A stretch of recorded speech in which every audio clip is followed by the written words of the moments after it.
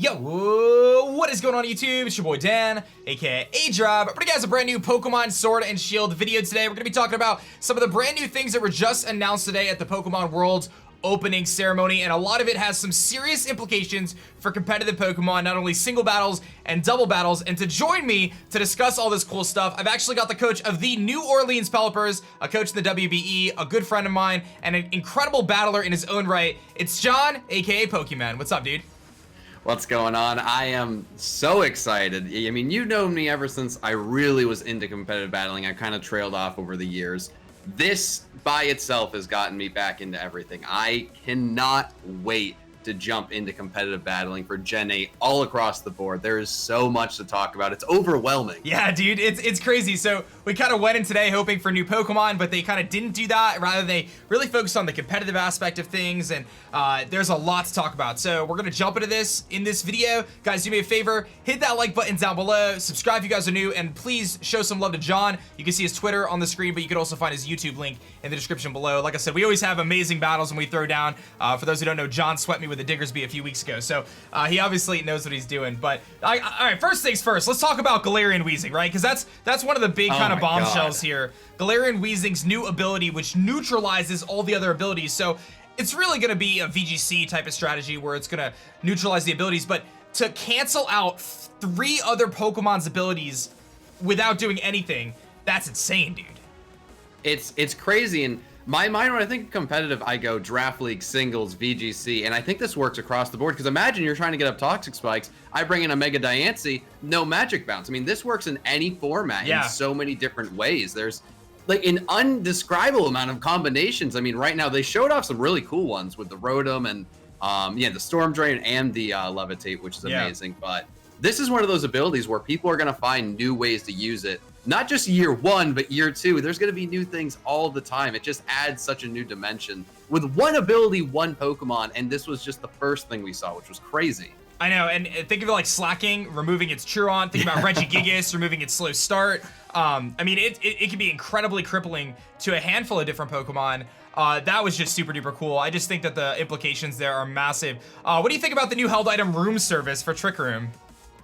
That is really, really exciting. People have been, clamoring for something new with Trick Room for a really long time. I do wonder if we're going to get, maybe a new ability or another item that will extend Trick Room, or if this is just the one thing they'll do for it. Either way, it's going to be really cool. And whenever anyone uses Room Service, it might just be game over for the other person if they're not, competitively experienced enough, because it's so devastating. All of a sudden, nothing is outslowing whatever you're ready to, just go off in Trick Room. So this, I think it's going to be a lot of fun and could be very scary competitively. Yeah, I think the biggest thing with Room Service is the fact that you can, in doubles, you can make a Pokemon that's fast, slow. So you can use a faster Pokemon, something that sits above like base 100 speed, and use it effectively under Trick Room, but also use it effectively outside of Trick Room. So in VGC, oftentimes people will build a team that can have multiple modes. So it can function, under Trick Room or function without Trick Room. And this item really just kind of enhances the possibilities with that. I think that alone just makes it insane. You can make your slow Pokemon slower, but also make fast Pokemon slower,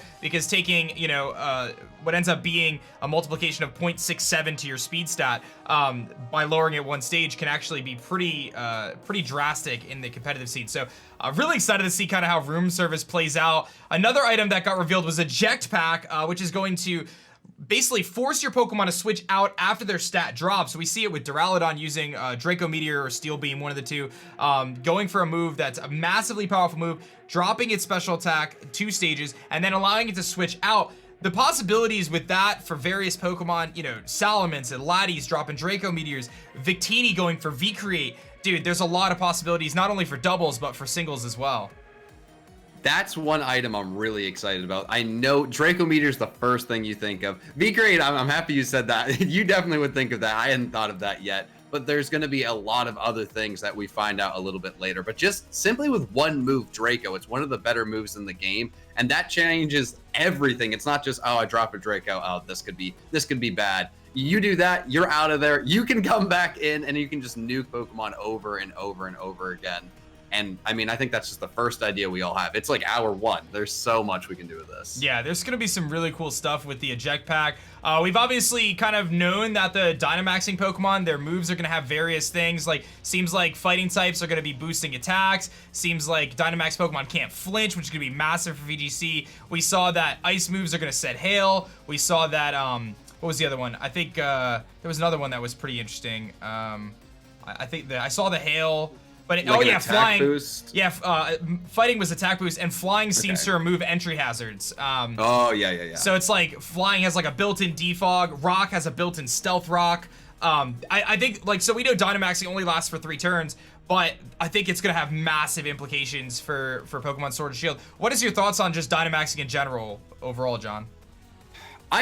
It's an interesting thing. I'm really excited to try it out, and I think it's going to be super fun. I think my favorite thing about it is, you know, on the online ladders, you have to use it, and I hope I really, really enjoy it. But I think the best thing with this is whether you play online with the Dynamaxing and VGC, singles, or if you just want to play against friends, you can decide if you don't like it or do like it. And because some of these things are really, really overpowered in a sense. If both teams can do it at any point, like you can, you know, get stealth rocks up really quickly. Well, you can get rid of them pretty quickly too if you have a counter, you know, with any sort of flying Pokemon with a flying move. So I think it's going to be balanced. They've clearly tested it. You know, it's going to be a fun thing. But I think the fact that it opens up the possibilities of all of these new ways to battle with Dynamax, with Gigantamax, but then also you can just agree, hey, let's not do that. And you can still have fun battles with friends or draft or whatever you're going to do. And I think it just gives us so much more to look forward to, whether or not it's something you're super excited about or if you don't really like it. And in my mind, I'm just kind of open to the idea. There's so much with it. I just want to see how it really functions. The fake out thing's a little scary, but hey, I'm not huge into VGC, so I'm not complaining.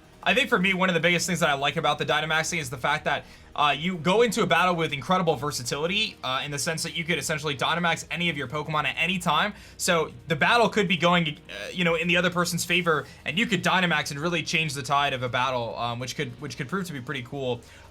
There's a handful of other things that kind of got shown by Pokemon that weren't necessarily in the trailers. A big focus of that was they're gonna have online battles, obviously ranked battles, which is really cool. Let me see if I can pull that up. There's this kind of ranking system that you're gonna start in the beginner tier. You're gonna work your way up the different ranking tiers. So it seems like competitive ranked is gonna be kind of making a massive comeback here with the online ranked battles. I know one thing that you were pretty excited about was, let's see if I can find it. There's the opportunity to essentially create your own teams or scan teams from the internet. And they had this feature in Sun and Moon, I believe, or maybe it was X and Y, where you could like use the QR scanner to scan someone else's teams.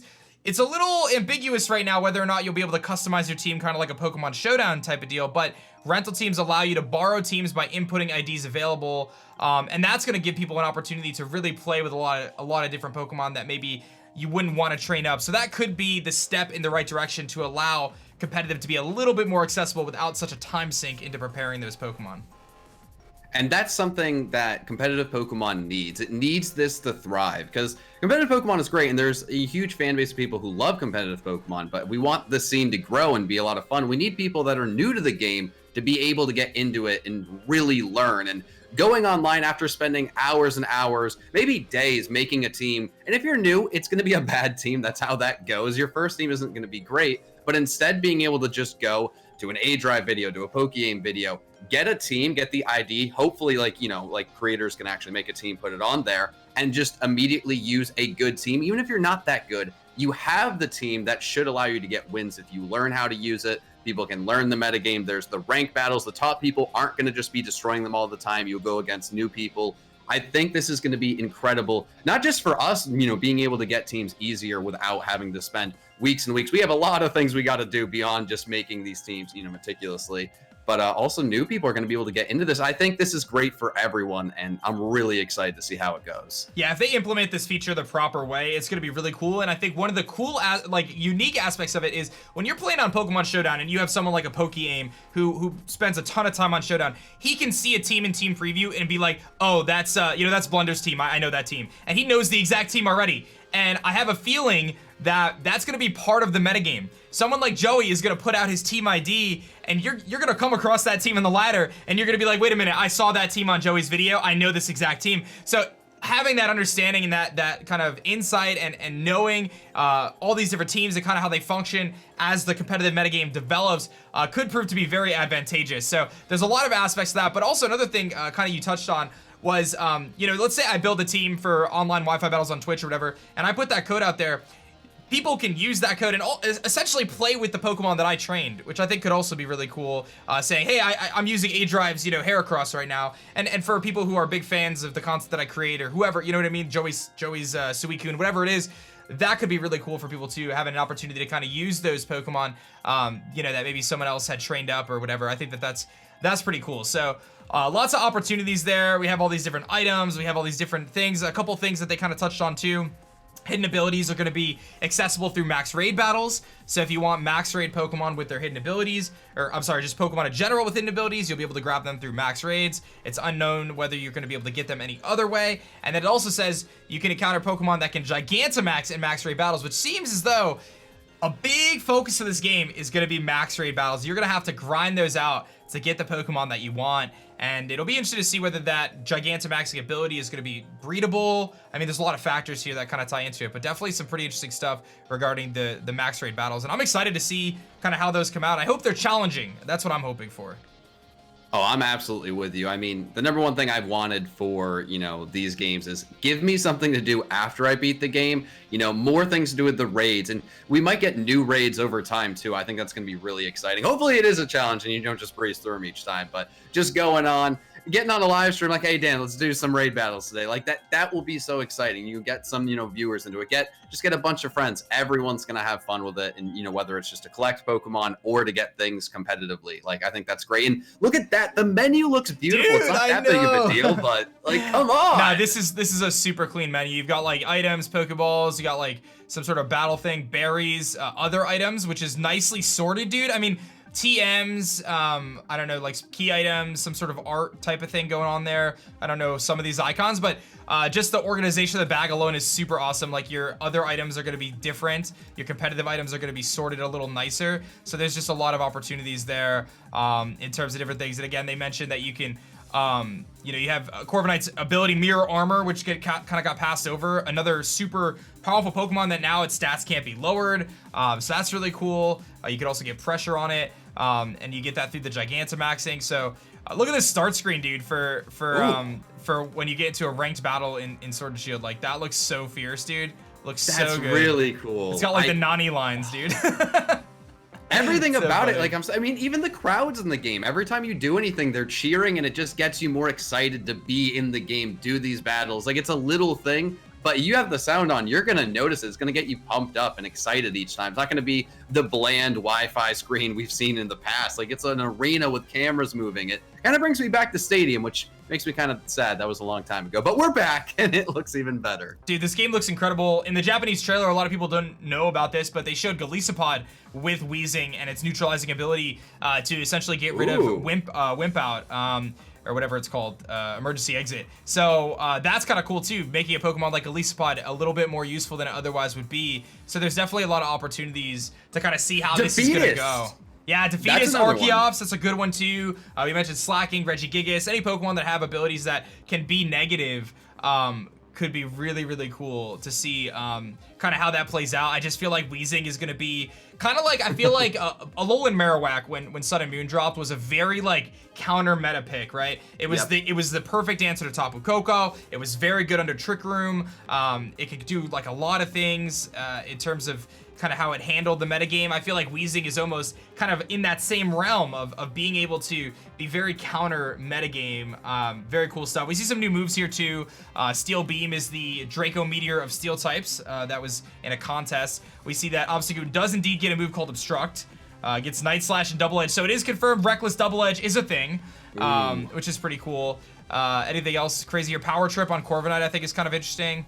And then we see Strong Jaw Head Smash, dude, with the room service, so Trick Room options there for Dreadnought looking pretty fierce. So definitely some pretty cool stuff. Was there anything that you think that we might have missed? I think I covered most of the new stuff here. No, I don't think there's anything you really missed. It's just like this clear emphasis on competitive, and a lot of people, you know, wanted to just say, they don't know what they're doing, they're not actually going to have an emphasis, it's not going to be that big of a deal. From what we've seen, I mean, this is by far the most emphasis they've ever had competitively. Even like in the bag, having a slot for all of the competitive items, it's a small thing, but I've always wanted that. It's frustrating to go through a game and not be able to find your life orb or, you know, leftovers, because it's just scattered among the rest of the stuff. Like every little detail and all the big details, like they're really focused on this. And I don't know, I mean, Gen 7 was fun, but I feel like competitive was really missing. I feel like, you know, it kind of lost its luster from the previous gens, and there's a really huge opportunity for it to be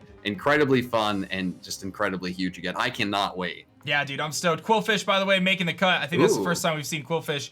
I don't think it's been shown otherwise, but I always love seeing some of these new Pokemon get revealed, and I'm just super stoked, like you said, about competitive. You know, I've dabbled in VGC before. We obviously do Draft League battles, and we're kind of interested to see how that's going to kind of change with Sword and Shield, but I love the high emphasis on competitive. It adds to post-game content. It adds to just so many things that you can do as a fan of the game and as a creator as well. Lots of possibilities, and just a lot of stuff to be excited about. So while we did not get a new Pokemon revealed today, we got plenty of new stuff pointing in the right direction for competitive Pokemon, both VGC and singles. John, thank you so much for coming on and chatting with me about this. Do you have any final words before we wrap this up?